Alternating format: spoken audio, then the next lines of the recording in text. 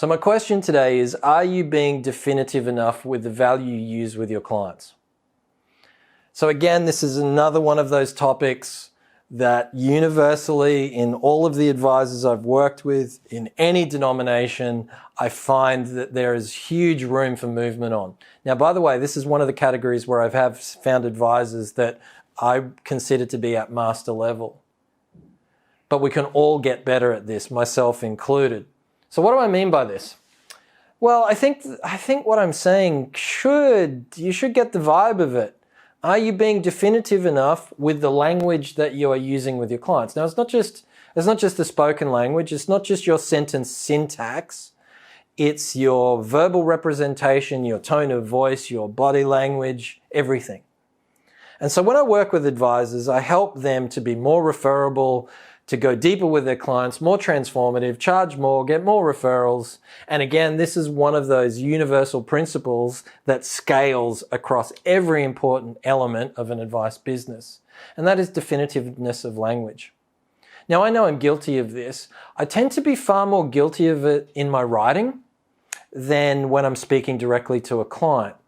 So a lot of the time when I write a blog post, I'll say things like, well, this is just my opinion and I think you should think about this or whatever. And my team come along behind me and go, you know this stuff, you know it back to front. Why all of a sudden are you pansying out on your opinion? And so I find for whatever reason that I tend to do it more when I'm writing, but most of the advisors I talk to do it more when they're speaking to clients. Don't hedge your bets. Now, the thing about this is, this doesn't mean you're a know-it-all. It doesn't mean that you know the outcome of everything. It doesn't mean that you can predict the future. It doesn't mean that you can speak definitively about a specific outcome. But what you can do is be definitive about that. So you can say to clients, look, I don't know what investments are going to do over the next 10 years. What I know is there's going to be ups and there's going to be downs.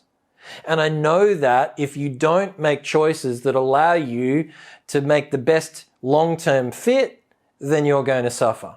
I also know that when you have a down year, and there may be multiple down years in a row, that it's not going to feel great, and you'll probably regret deciding to have a good balanced strategy in the future. So here's the thing. I'm going to tell you now that concentrating on investment performance in any one given year is not the best way to get to where you want to be. It's not the best way to build a long-term strategy. Now, that was just picking a particular topic here. Obviously, my background comes from financial advice and investment stuff, so that's what I was talking about.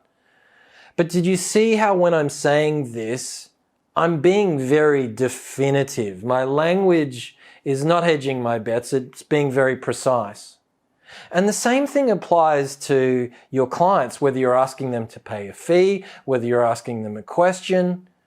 Don't finish your sentence with, if that's okay, or I think, or, stuff that will actually downplay the definitiveness of what you're saying to them. And so what I would say to you is that by being a little bit more hesitant in your language, you're not being more humble. And by changing it and being more definitive, you're not being more, what's the word I'm looking for, arrogant. That's not it at all. It's about being honest enough to accept that you're giving specific input, that you're asking questions, and that you're giving your viewpoint. And whether you are definitive about it or not doesn't actually change your professionalism, doesn't put you more or less at risk of making a statement. What it does is it makes the clients think more, feel more comfortable, go deeper, be more trusting of you, be more willing to move forward. This isn't about having all the answers. It's about helping the clients find a direction.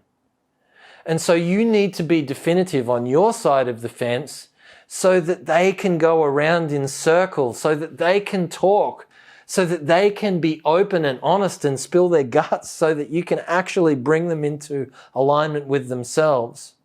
That takes one party in the conversation to be the one giving the direction. And ultimately, that's a major part of your job. It's not to give all of the answers, it's to help them get direction. And in order to follow you there. And that takes you being confident and definitive in your language. Don't do it for yourself. This is how I've learnt to change this. I'm not thinking about myself, I'm thinking about the client. If I leave this on the table, I'm not honoring my responsibility for them. If I can't be definitive about a statement I'm making or a question that I'm asking, am I holding myself back? And always the answer is yes, and that's exactly the same scenario that I find whenever I work in coaching and advisor. So I'm going to leave that one with you. Are you being definitive enough with the language you use with your clients? Cheers.